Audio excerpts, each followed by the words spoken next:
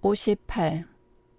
형식과 노파는 아주 절망하여 경찰서에서 나왔다. 안개비에 길이 눅눅하게 젖었다. 아까보다 사람도 많이 다니고 구루마도 많이 다닌다. 상점에서는 널쭉 덧문을 열고 어떤 사람은 길가에 나와 앉아서 세수를 하며 어떤 사람은 방 안에 앉아서 소리를 내어 신문을 본다. 지걱지걱하고 오던 물지개들은 모로 서서 좁은 골목으로 들어간다. 우편 집배인이 검은 가죽 가방을 메고 손에 열쇠 뭉치를 들고 껑충껑충 뛰어온다. 노파는 형식의 손에 메어달려 걸음을 잘 걷지 못한다. 형식은 시장증이 난다. 노파더러 어디 들어가서 조반을 사먹고 찾아봅시다. 설마 죽었겠어요 한다. 노파는 형식을 보며 아이고 나도 대동강에나 가서 빠져 죽었으면 좋겠소 하고 눈물을 씻는다. 형식은 어저께 우선이로 더불어 노파의 집에 갔을 때에 뒷간에 있는데 야단을 하시는구려 하며 치마 고름을 고쳐 매던 노파를 생각하였다. 형식은 그리 너무 슬퍼 마시오. 아직 안이 죽고 세상에 있는지 알겠어요. 자 어디 가서 조반이나 먹읍시다 하고 혼잣말 모양으로 장국밥이 있을까 하며 사방을 둘러보았다. 노파는 안이 죽고 세상에 있는지 하는 말에 얼만큼 위로를 얻으며 장국밥 집에를 어떻게 들어갑니까? 나 아는 집으로 가시지요 한다. 노파가 나 아는 집이라면 기생집이라 하였다. 그러고 어리고 고운 기생들의 모양이 눈에 얼른 보인다. 그러고 노파의 말대로 따라가고 싶은 생각이 난다. 어여쁜 여자를 보기만 하는 것이야 상관이 있으랴. 아름다운 경치를 보는 모양으로 아름다운 꽃을 대하는 모양으로 이렇게 생각하고 다시 그러나 이것이 한 핑계가 되기 쉽다 하면서 자기의 마음을 돌아보았다.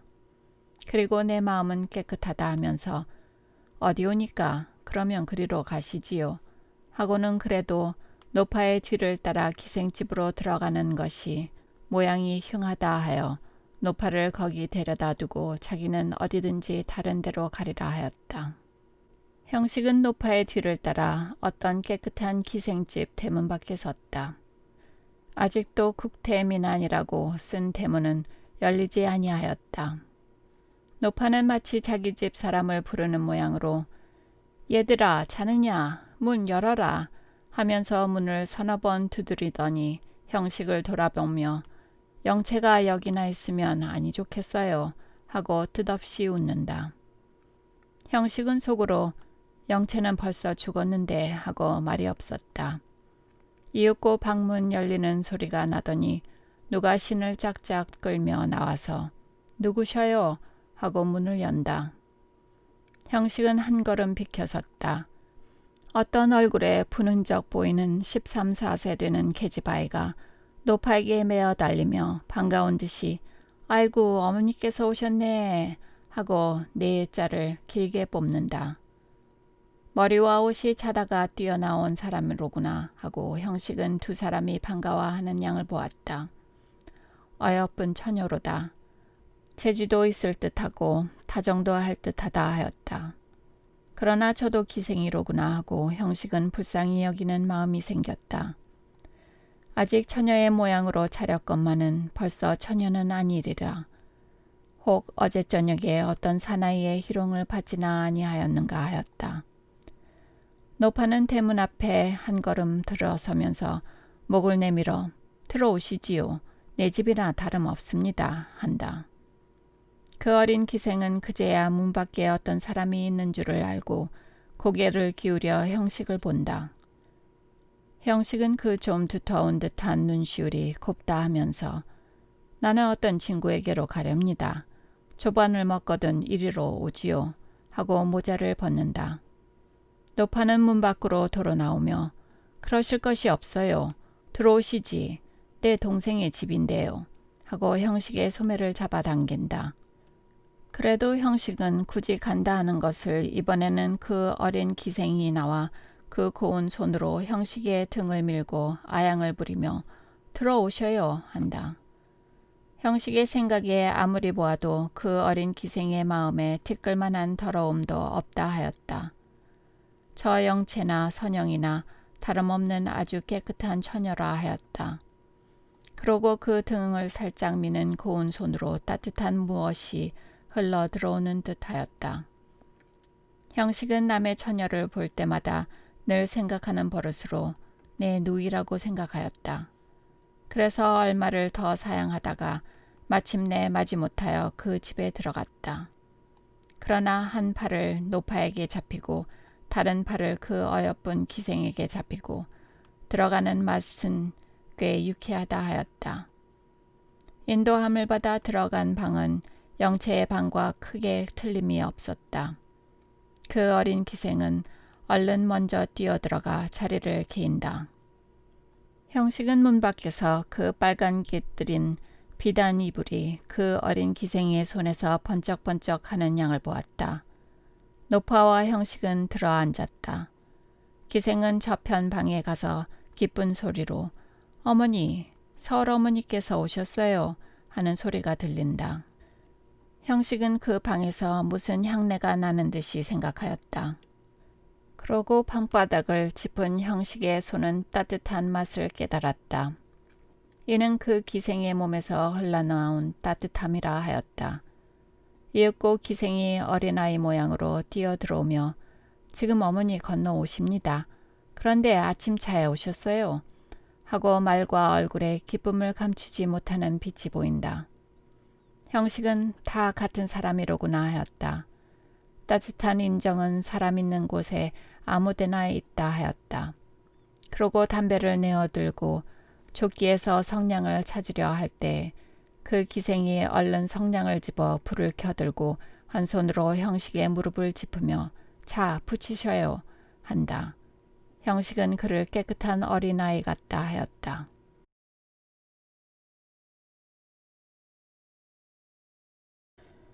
59. 형식은 그 여자의 손에 담뱃불을 붙이기가 미안한 듯도 하고 수줍은 듯도 하여 이리 주시오 하였다. 주시오 하는 것을 보고 기생은 씩 웃는다. 웃을 때의 윗앞니에 커다란 금리가 반짝 보인다. 그 기생은 형식의 무릎을 짚은 손을 한 번 꼭 누르고 어리광하는 듯이 몸짓을 하면서 자 이대로 붙이셔요 하고 요자에 힘을 준다. 노파도 형식이가 그저께 월양씨 하던 것을 듣고 우습게 여기던 것을 생각하고 핑그레 웃는다. 형식이가 사양하는 동안에 기생의 손에 있던 성냥이 다 탔다. 기생은 에그 뜨거워라 하고 그것을 방바닥에 떨어뜨리고는 살짝 엎디며 입으로 훅 불고 성냥을 잡았던 손가락으로 제 귀를 잡는다. 형식은 미안한 생각에 얼굴이 붉어진다. 그 귀를 잡는 손가락을 자기의 입에 대고 후 하고 풀어주고 싶다 하면서 아 뜨겁겠구려 하였다. 기생은 손가락을 귀에 대고 잠깐 형식의 얼굴을 보더니 또 다른 성냥개비를 그어 아까 모양으로 한 손으로 형식의 무릎 위에 놓으면서 숨이 찬 듯이 자 이번에는 얼른 붙입시오 하고 성냥개비가 반쯤 타는 것을 보고는 제 몸을 춤을 추이며 급한 듯이 자 얼른 얼른 한다. 형식은 고개를 숙여 권련에 불을 붙이고 첫번 입에 빤 연기를 그 기생의 얼굴에 가지 않도록 후 하고 옆으로 뿜었다. 기생은 형식이가 담뱃불을 다 붙인 뒤에도 여전히 형식의 얼굴을 쳐다본다. 형식은 눈이 부신 듯이 고개를 들어 마당을 내다보면서 그 눈이 마치 꿈을 꾸는 듯하구나 하였다. 기생은 성냥개비가 다 타기를 기다리는 듯이 두 손가락으로 그 성냥개비를 돌린다. 형식은 그 기생의 머리와 등을 본다. 새까만 머리를 느긋느긋 닦고 끝에다 새빨간 외증 댕기를 들였다. 그 머리채가 휘임하여 내려가다가 삼각형으로 접은 댕기 끝이 치마 허리쯤 하여 가로 누웠다. 형식은 그 댕기 빛이 빛빛과 같다 하였다. 기생은 성냥개비를 뱅뱅 돌리다가 잘못하여 형식의 다리 위에 떨어뜨렸다. 기생은 아이고 어머니 하면서 두 손으로 형식의 다리를 때린다. 그러나 불티가 형식의 무명고에 주름에 끼어 고이의 구멍이 뚫어지고 넓적다리가 따끔한다. 형식은 그 기생이 미안하여 할까 두려워하여 두루마기로 얼른 거기를 가리우고 불이 꺼졌소 하였다. 기생은 형식이 무릎에서 손을 떼고 민망한 듯이 몸을 추면서 에그 고이가 탔지요.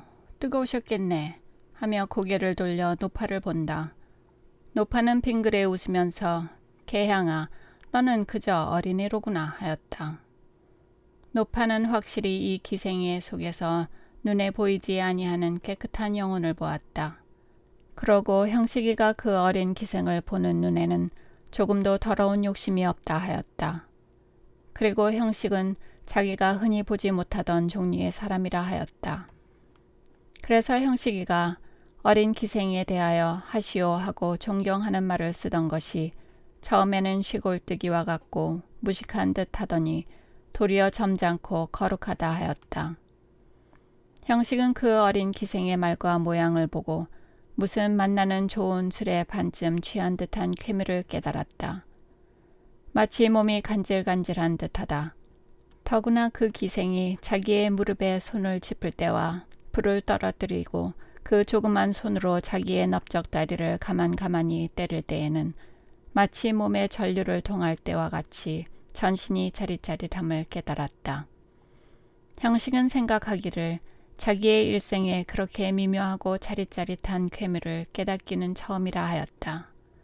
그 어린 기생의 눈으로서는 알 수 없는 광선을 발하여 사람의 정신을 황홀하게 하고 그 살에서는 알 수 없는 미묘한 분자가 뛰어나와 사람의 근육을 짜릿짜릿하게 하는 것이라 하였다.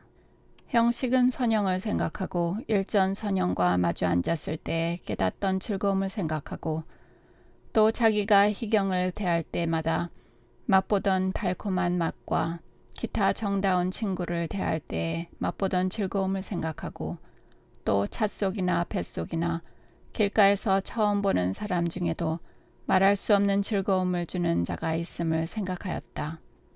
그러나 모든 그러한 즐거움 중에 지금 그 어린 기생이 주는 듯한 즐거움은 처음 본다 하였다. 그러고 그 이유는 그 어린 기생의 얼굴과 태도와 마음이 아름답고 비차에 아무 욕심도 없고 아무 수단도 없고 아무 의심도 없고 서로 서로의 영과 영이 모든 인위적 껍데기를 벗어버리고 적나라하게 융합함에 있다 하며 또 이렇게 맛보는 즐거움은 하늘이 사람에게 주신 가장 갸륵한 즐거움이라 하였다. 각 사람의 속에는 대개는 서로 보고 즐거워할 무엇이 있는 것이오늘 사람들은 여러 가지 껍데기로 그것을 싸고 싸서 흘러나오지 못하게 하므로 즐거워야 할 세상이 그만 냉랭하고 적막한 세상이 되고 말리라 하였다. 그 중에도 얼굴과 마음이 아름답게 생기거나 혹 아름다운 그림을 그리고 조각을 하며 시를 짓는 사람은 이 인생을 즐겁게 하는 거룩한 천명을 가진 자라 하였다. 이윽고 어머니가 나오더니 에그 형님께서 오셨네 하고 기쁨을 이기지 못하는 듯하다. 형식은 생각하였다. 저들도 사람이다. 저들의 속에도 참 사람이 있기는 있다. 사람의 붉은 피와 사람의 따뜻한 정이 있기는 있다 하였다. 어머니는 얼른 형식에게 초면 인사를 하고 노파의 곁에 앉으며 그런데 월양이 잘 있소? 에그 저런 나는 형님의 안부도 묻기를 잊었네 하고 그 두터운 듯한 눈시울을 잠깐 움직이며 형식을 본다. 형식은 잊은 것이 아니라 잊은 것보다 더욱 정답다 하였다.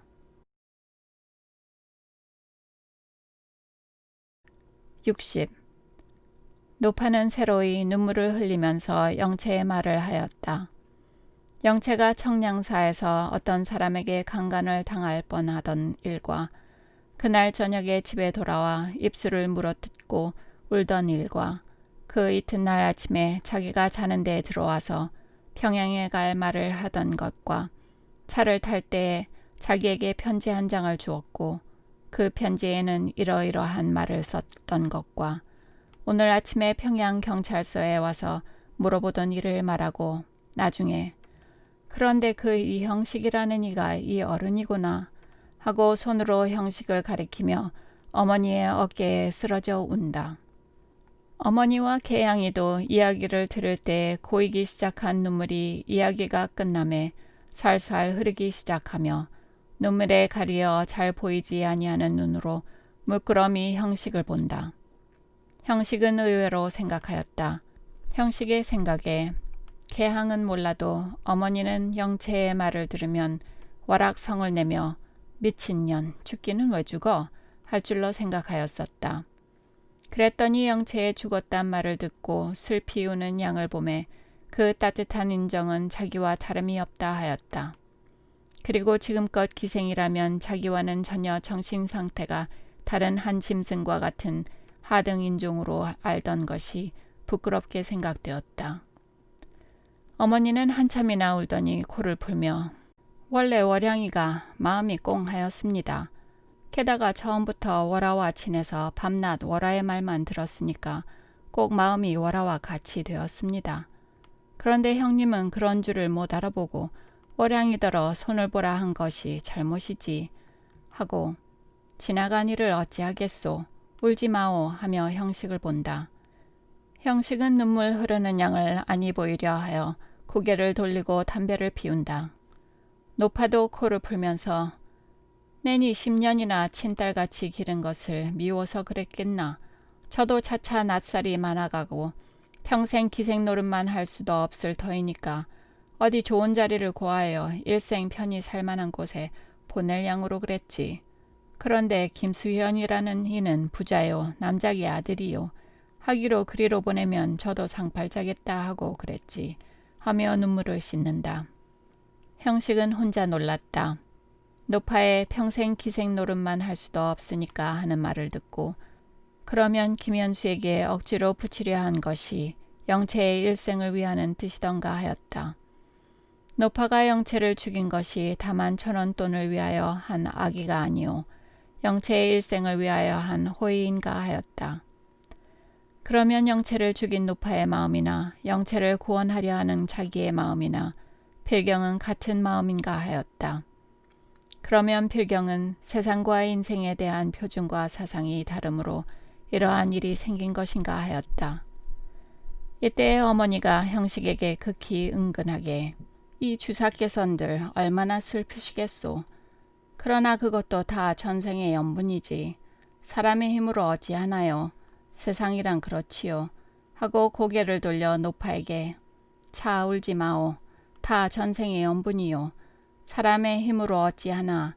시장하시겠소. 조반이나 먹읍시다. 하고 벌떡 일어나면서 혼잣말로 어쩌나 창국밥을 시켜올까. 집에서 밥을 지으랄까. 하고 머뭇머뭇하더니 문 밖으로 나간다. 형식은 생각하였다. 이것이 그네의 인생관이로구나. 인생 사회에 일어나는 모든 슬픈 일은 다 전생의 인연이라 사람의 힘으로 어찌할 수 없는 일이라 하여 한참 눈물을 흘리고는 곧 눈물을 씻고 단념한다. 그네의 생각에 오랫동안 눈물을 흘리는 것은 미련한 자의 하는 일이니 잠깐 눈물을 흘리다가 얼른 눈물을 씻고 마는 것이 좋은 일이라 한다. 그러므로 그네는 모든 일에 책임을 다 전생의 인연과 팔자에 돌리지 결코 사람에게 돌리지 아니한다. 영채가 기생이 된 것이나 김현수에게 강간을 받은 것이나 또 대동강에 빠져 죽은 것이나 다 그 책임은 전생의 인연에 있는 것이요 결코 노파에게나 영채에게나 또는 김현수에게 있는 것이 아니라 한다.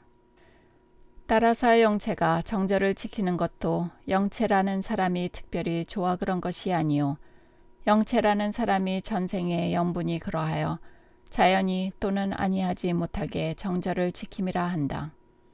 그러므로 그네가 보기에 특별히 좋은 사람도 없고 특별히 좋지 못한 사람도 없고 다 전생의 인연과 발자를 따라 살아가는 것이라 한다.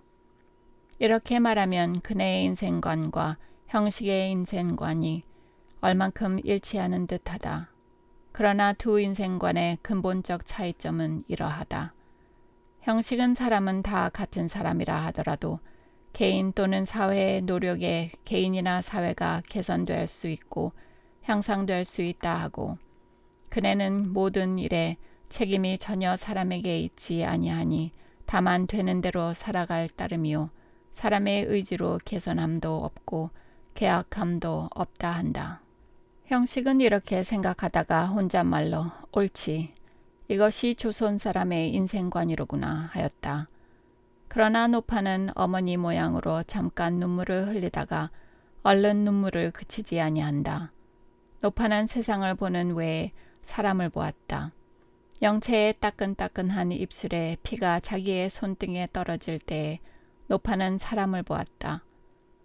노파의 이번 일에 책임을 전혀 인연과 팔자에 풀리지 못한다.